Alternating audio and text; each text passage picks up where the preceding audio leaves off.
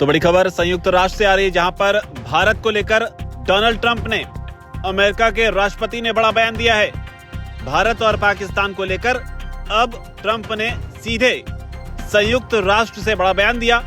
यहां पर अपने भाषण के दौरान उन्होंने एक बार फिर से भारत पाकिस्तान युद्ध का जिक्र किया, और न सिर्फ भारत पाकिस्तान युद्ध का जिक्र किया, साथ ही भारत और चीन पर रूस को लेकर भी गंभीर आरोप लगाए। तो बड़ा बयान ट्रंप का। साथ ही उन्होंने जो H-1B वीजा जिसे लेकर लगातार विवाद हो रहा था, जिसे बताया जा रहा था कि ज्यादातर भारतीय प्रभावित हो रहे हैं, उसे लेकर भी संयुक्त राष्ट्र में ट्रंप ने यह बयान दिया है।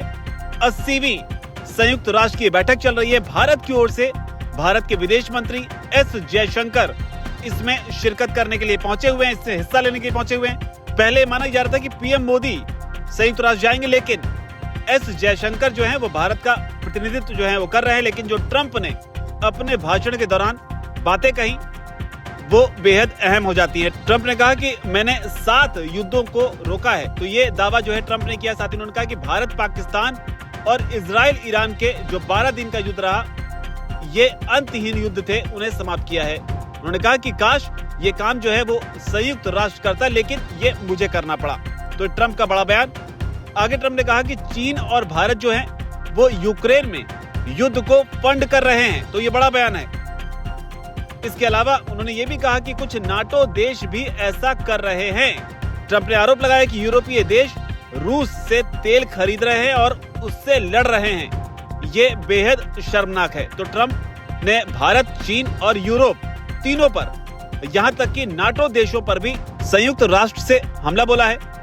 ट्रंप ने रूस को भी इस मंच से चेतावनी दी। उन्होंने कहा कि अगर रूस युद्ध खत्म करने के लिए कोई समझौता करने को तैयार नहीं है, तो संयुक्त राज्य अमेरिका शक्तिशाली टैरिफ लागू करने के लिए पूरी तरह तैयार। तो लगातार अमेरिका पर ये सवाल उठ रहे थे कि जो टैरिफ अमेरिका जो है रूस पर लगा सकता है, वो क्यों नहीं लगा रहा है। अमेरिका जो है रूस के खिलाफ जो है बड़ी कार्रवाई क्यों नहीं कर रहा। तो उसे लेकर यहाँ से बड़े संकेत दिए हैं कि रूस के खिलाफ वो शक्तिशाली टैरिफ जो है वो लागू करने के लिए तैयार हैं। लेकिन साथ ही उन्होंने एक आह्वान भी किया। उन्होंने कहा कि टैरिफ को प्रभावी बनाने के लिए यूरोपीय देशों को भी इसमें हमारे साथ मिलकर काम करना होगा।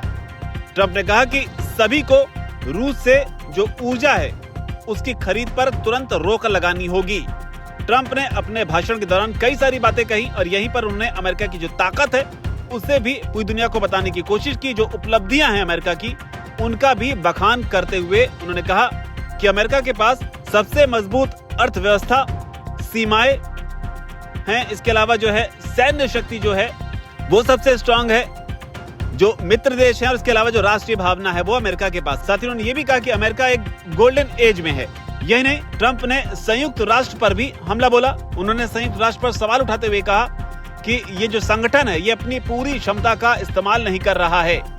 अधिकतर मामलों में वो केवल सख्त शब्दों वाले पत्र लिखते हैं और उसका पालन नहीं करते हैं। खाली शब्द युद्ध नहीं रोकते। तो ये बड़ी बात कि खाली बातों से जो है वो युद्ध जो है वो नहीं रुका करते हैं। तो ये ट्रंप ने कहा है। जो इलीगल इमिग्रेंट्स की बात हो रही थी, इलीगल एलियन जिसे ट्रंप कहते हैं, इसे लेकर उन्होंने H-1B वीजा जो है उसे लेकर भी उन्होंने बयान दिया। उन्होंने कहा कि यदि आप अवैध रूप से संयुक्त राज्य अमेरिका में आते हैं तो आप जेल जाएंगे, या आप वहीं वापस चले जाएंगे जहां से आप आए थे, या शायद उससे भी आगे। तो ये ट्रंप के जो तेवर हैं वो आप समझिए। इसके अलावा उन्होंने ये भी कहा कि 1 साल पहले हमारा देश गहरे संकट में था, लेकिन मेरे प्रशासन के सिर्फ 8 महीने बाद ही हम दुनिया के सबसे हॉटेस्ट कंट्री बन गए हैं। ये वास्तव में अमेरिका का गोल्डन एज है। तो यहाँ पर अमेरिका का बखान किया, भारत पर हमला बोला, रूस को लेकर भारत और पाकिस्तान का युद्ध रुकवाने का क्रेडिट भी उन्होंने अपने ऊपर लिया।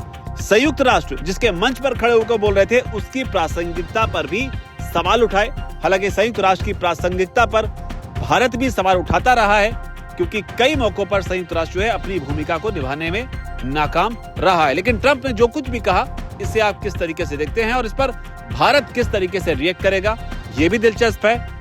जयशंकर को जब मौका मिलेगा तो इस मंच से वो क्या कुछ कहेंगे, ये भी बेहद अहम हो जाता है। आपका इस पूरे वीडियो पर, इस रिपोर्ट पर जो भी कहना हो नीचे कमेंट सेक्शन जरूर कहें। धन्यवाद।